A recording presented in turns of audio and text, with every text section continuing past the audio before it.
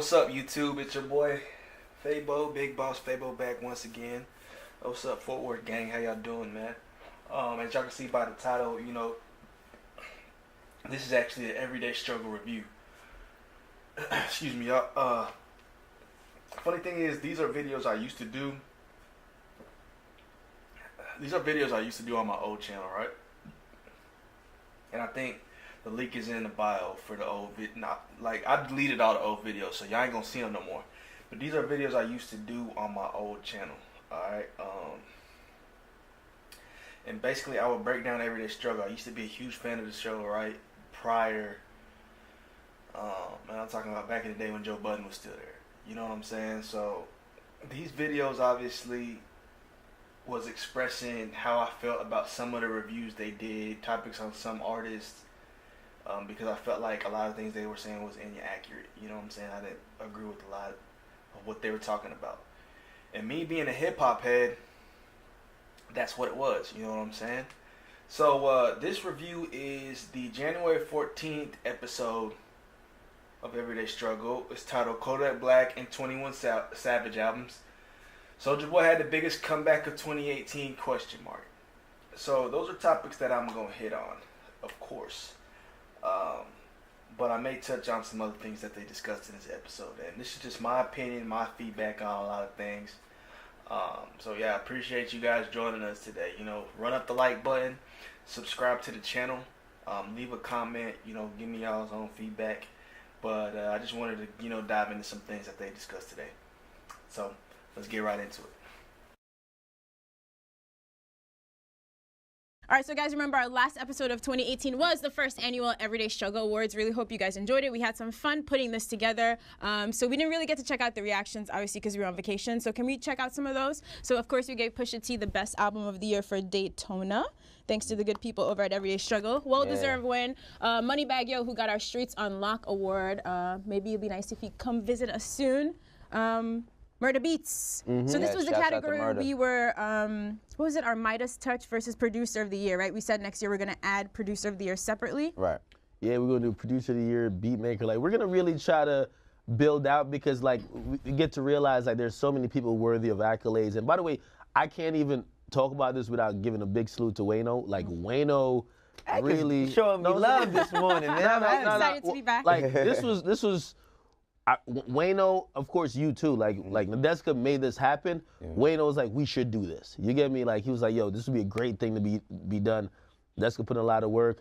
I'm just here for the ride, at least on that. Just to talk about the Everyday Struggle Awards that they had at the end of the year, man.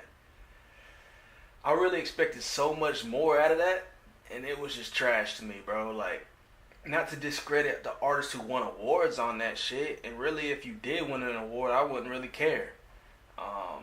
Me personally, if I was an artist that won an award off the Everyday Struggle Awards show, like, I don't give a fuck. But salute to those artists that they respected, and then they basically, saluted in a sense. You know what I'm saying? Not gonna say too much about that. Nothing against them artists and shit, but who cares about an accolade or a reward from Everyday Struggle? That's not credible. You know what I'm saying? I felt like that award show was kind of dumb. It's kind of bullshit. You know what I'm saying? Like, I'm not going to try to bring that video up and get into the technicalities of why I thought it was that, even though I do have those technicalities, just not off the top of my head right now, is what I'm saying. But I do recall watching the award show, and there's specifics where I'm like, I just immediately, probably like 15 minutes into this shit, 20 minutes into it, I don't know how long it was, I just turned it off, because I'm just like, fuck this, man. They ain't talking about shit that I respect. And that's part of the reason why I started doing these Everyday Struggles reviews in the past, but then I got rid of them all, and it was because a lot of the stuff they say is just dumb, man. It's just not, it's like their resources, where are they getting their information from? You know what I'm saying? Academics, it seems like he's doing it for the satire, comedic approach, perspective, whatever you want to say. And he always riding with a specific type of generation of artists, you know what I'm saying? And that's the Lil Uzi Vert kind of artist, you know what I'm saying? Wayno, I feel like he don't have all the answers. Not that everybody has the answers, but sometimes I feel like he don't know shit. Nadeska is just like, an emotional wreck at times where, you know, her feelings get in the way of the pure facts of, you know, just the culture and hip hop and just talk to hip hop in general. Feel how y'all want to feel about that. You know what I'm saying? It's no offense. It's no harm. That's just me as a consumer, as the audience sees the show. Just because you in this place of position don't mean that my opinion ain't credible. You know what I'm saying? Because there's a lot of us who are big hip hop heads, who are, you know, avid likers of hip hop in general. And we feel like a lot of stuff y'all saying is bogus. You know what I'm saying? This and Soulja Boy should have been in contention because he feels away. All right, let's just play the video. Nigga, I had the biggest comeback of 2018. Niggas up here talking about Tiger. Tiger? Tiger? Huh? Tiger had the biggest... Man, get the out of here. I had the biggest comeback. So, right now we're going to touch on a little Soulja Boy thing, man. I don't really want to get too much into this. But really, like, Soulja Boy is 1,000% wrong in this scenario right here. You know what I'm saying? Soulja Boy did not have the biggest comeback of 2018, bro. Period. He had a comeback, I'll say that much. You know what I'm saying? He went ghost. We didn't hear nothing from him. And he was a clown prior to that. He was just viral, memes, and making fun of this nigga. You know what I'm saying? He didn't have, if you're going to compare it to, he definitely didn't have a bigger comeback than Tiger. Facts, you know what I'm saying? Even I was talking about Tiger's comeback with one of my homeboys and shit. You know, Tiger did his thing just in terms of his features. You know what I'm saying? Taste, Offset, that other record with Nicki. You know what I'm saying? They weren't nothing special, though, is what I'm saying. Not to discredit Tiger, he did his thing. But at the end of the day, if you put that comparison up of Soulja Boy versus Tiger, who had the best comeback of 2018, Tiger wins it hands down. He takes the cake. And they kind of talk about Hit My Line and, you know, Soulja Boy's song that he had when he came back. And people fucking with it, I ain't gonna lie.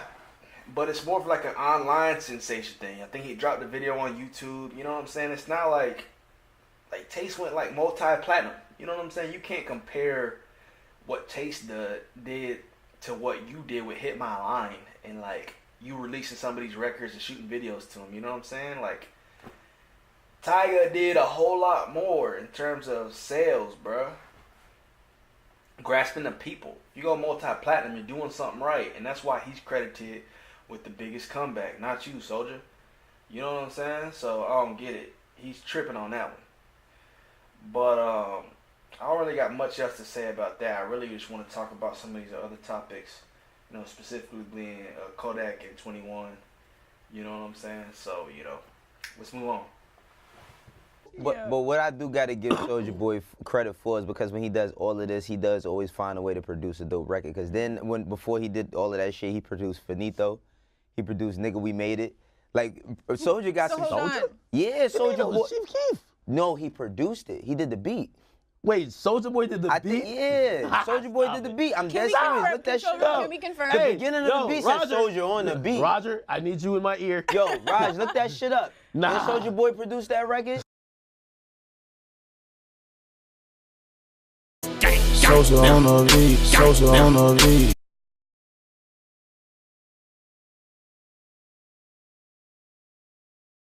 But we're going to start with Kodak Black, who finally dropped his sophomore album, Dying to Live.